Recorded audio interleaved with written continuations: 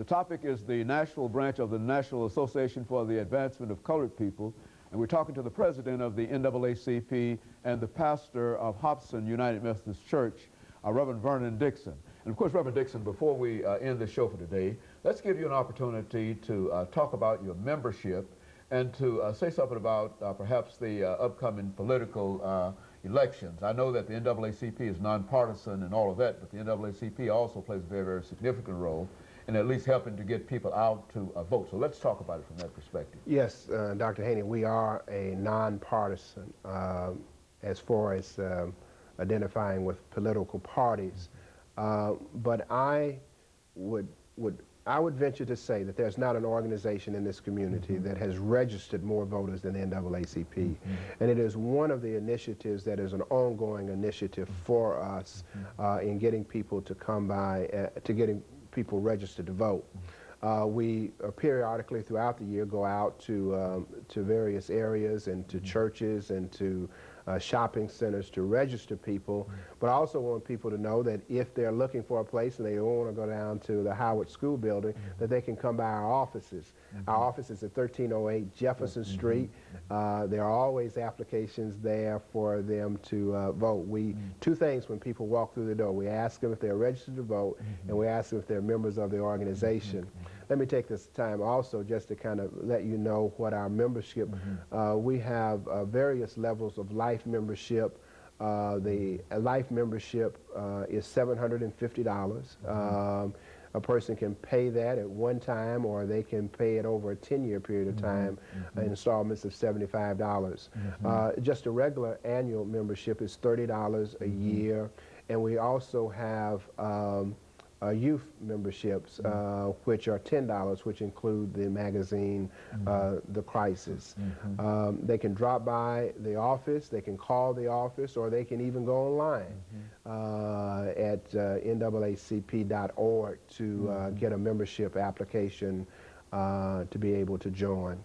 As we move in this coming year and looking at some of the things, particularly around the political, we've got to focus some areas around disenfranchisement. We have a large number of African-American, particularly African-American males, who, because of an arrest record, have lost their rights to vote. We've got to find ways to get those individuals back in, because we can make a tremendous impact in the next election, and it is critical.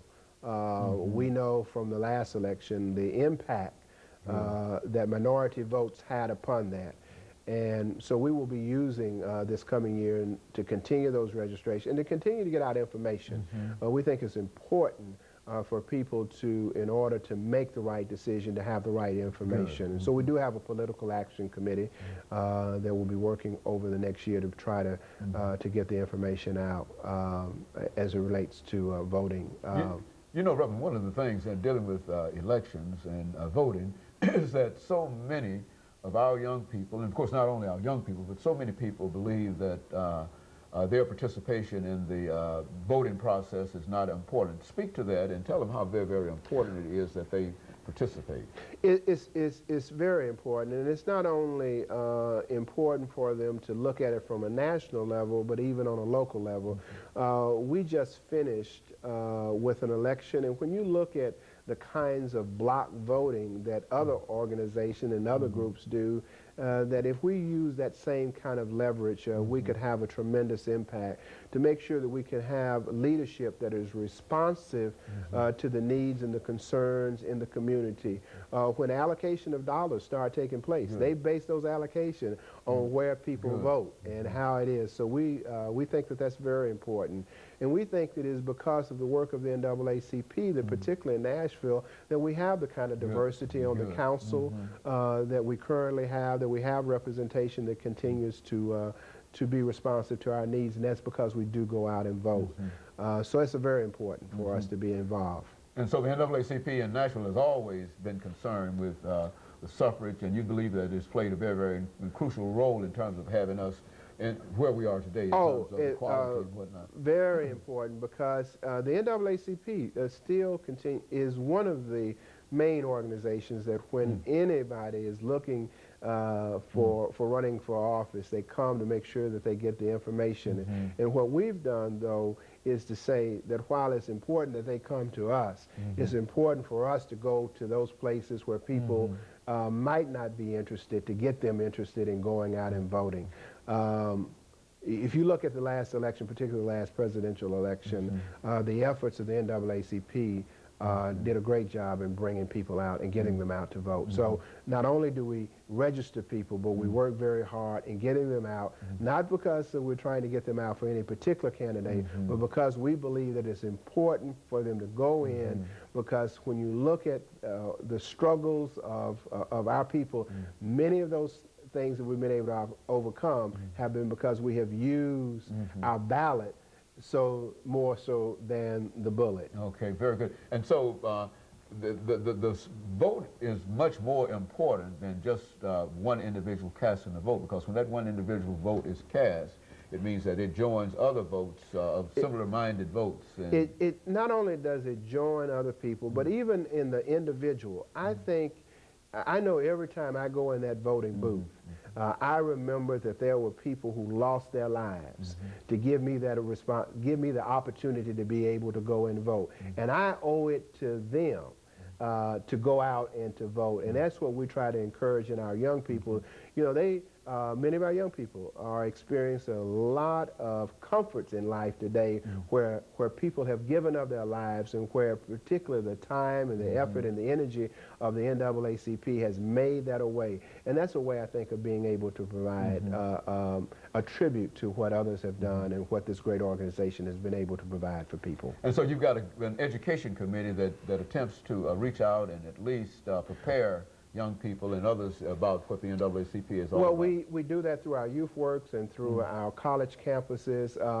The education around issues around voting is done with our political action committee. Our education focuses on education issues, but it is our political action that helps to make them aware of the issues that they need to be concerned about. You mentioned your ACT-SO program, and I think you're talking about the revitalization of that program as well as campus activities on two campuses. Talk about that. Because our ACT-SO program is where young people compete for scholarship dollars in areas around drama, essays, technical issues, and each year at the national convention, kids go and compete.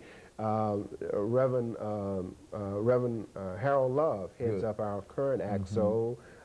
And we're looking forward next year going in. The last couple of weeks I've been talking to some companies in the community trying to get some support so that we might be able to carry a quality team. But it also gives them an opportunity, regardless of whether they compete on the national, it's about a discipline. And it's about us saying that we're supportive of them, we're encouraging them, we bring them together to let them know that they compete in the highest levels in the academic arena, as well as any other of the arenas that we normally hold our kids as being competitive in. And so over the last minute and a half that we have here, you think that the NAACP is ready for a revival here in Nashville, and you're ready to lead the way toward that revival? Is that I think we're ready for a revival because we need a revival, because the conditions between the haves and the have-nots are getting wider.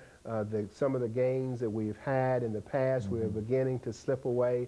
And so it's an important time for people in this community to get behind the NAACP, to come together, for it is a place where we come, we talk about the issues, we inform, we educate each other, and then we go back out to make a difference. So I want to encourage all of your listeners, if they are not a part of the NAACP, to come by our office at 1308, get involved with one of the committees, help us make Nashville the kind of place where all Nashvillians are respected and the civil rights of all of those are honored. Okay, and of course the next meeting, your next meeting will be we have our executive committee meets every second Tuesday, and our general membership meets on the fourth Tuesday at 6 o'clock. For the rest of this year, we will be meeting at Corinthian Baptist Churches on the corner of 33rd and Batavia. Very good. And of course, Reverend Vernon, let me thank you for bringing that information by to us, Reverend Dixon, and encourage, because you know we're running out of time here, but we're encouraged by everything that you've said in reference to the organization, and I think that more people will support that organization. Thank you for this opportunity. And of course, let me thank our audience for tuning in with us, and let us encourage them to tune in again next week for another informative edition of Comments. Thank you and good morning.